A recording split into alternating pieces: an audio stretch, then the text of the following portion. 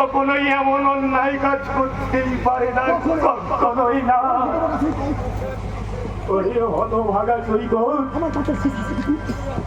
তুই আমার বাঁচার আশাটুকু শেষ করে চলে গেলি ভাই। আমি যে তোর মুখের দিকে তাকিয়েই সেই বাঁচার আশাটুকু করতাম, সেই আশাটুকু আর তুই শেষ করে দিলি ভাই। এই ঈশ্বর, তুমি আমায় মুক্তি দাও ঠাকুর, মুক্তি দাও। মুক্তি কোথায় পাবে সাগর, মুক্তি কোথায় পাবে এই ভব সংসারে? কি তোমার কি হচ্ছে?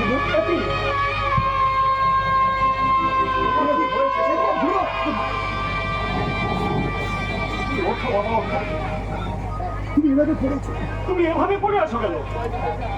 কার্গিল যুদ্ধের বিজয়ী সৈনিকরা জীবন যুদ্ধের পরাজিত হয়ে মুখ টুকরে পড়ে গেছে কাকা বাবু। মুখ তুলে দাঁড়াবার শক্তি সে কোথায় পাবি? কিন্তু যতক্ষণ প্রাণ আছে বাঁচার জন্য লড়াই চালিয়ে যেতে সাগর। নইলে কিসের মানুষ তুমি, কিসের সৈনিক? কিন্তু আমার শক্তি সাহস সবই হারিয়ে গেছে কাকা বাবু। কিন্তু বিশ্বাস তো জেগে আছে। সেই বিশ্বাস অস্ত্রকে হাতে নিয়ে জীবন গড়ার পথে এগিয়ে যেতে হবে। যেমন করে আমি এগিয়ে চলেছি, আমার এই চরাচিহ্ন বিশ্বাসকে বুকে চেপে রেখে আমার একমাত্র মেয়ের সুখের সন্ধানে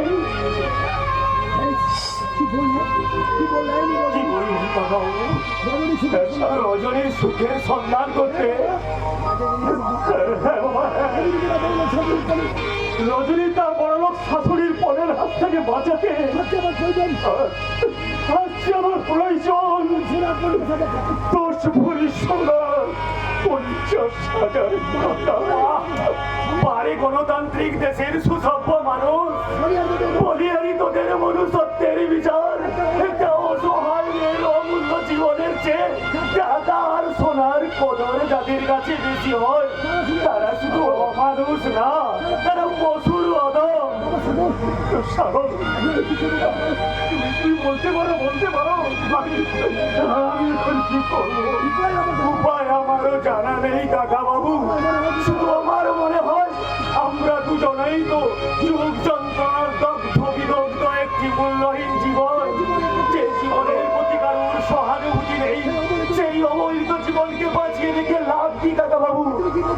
তুমি কি বলছো সাগর? না বলে যে আমি থাকতে পারছি না কাকা বাবু। যে সাগর তার একদিন সততা আর ন্যায় আদর্শে দীক্ষিত করে তার ভাই বোনকে মানুষ করতে চেয়েছিল, সেই সাগরের আর মান সম্মান কলঙ্কের কালিতে কালো হয়ে গেল। সতীর মতো সৈকত চিরদিনের মতো হারিয়ে গেল কাকা বাবু। হারিয়ে যায়নি সাগরদা, হারিয়ে যায়নি। সৈকতকে আবার আমি আপনাদের বুকে ফিরিয়ে দেবো। যাকে মিথ্যে অপরাধে জেলে পাঠালে তার জন্য এত দয়া উঠে পড়লো কেন শান্তনু? দয়া নয় সাগরদা, দয়া নয়, কর্তব্যে যে আমার বড় ভুল হয়ে গেছে। আমি বুঝতে না পারলেও পরে জানতে পারলাম এসবের জন্য একমাত্র দায়ী ওই শয়তান শেখ সিরাজ আফ্রিদি। সিরাজ আফ্রিদি, ওর জন্য আমার ভাইটা আজ নরকের অন্ধকারে, ক্রিমিনালটার জন্য আমার ভাই আজ বিপদে। কিন্তু সব কিছু যখন জানতে পারলাম তখন যে বড় দেরি হয়ে গেছে। আমার সৈকত নির্দোষ হয়ে জেল খাটবে, এ তোমাদের কেমন বিচার শান্তনু? আইনের মিথ্যে প্রমাণ গিয়ে বিচারের জন্য দায়ী সাগরদা। যেমন আসল প্রমাণ, উপযুক্ত প্রমাণ আমি আদায় করতে না পেরে ওই শয়তানটাকে এখনো পর্যন্ত আমি অ্যারেস্ট করতে পারছি না। তাহলে কি সিরাজ আফ্রিদির শাস্তি হবে না শান্তনু? শাস্তি আমি দেব।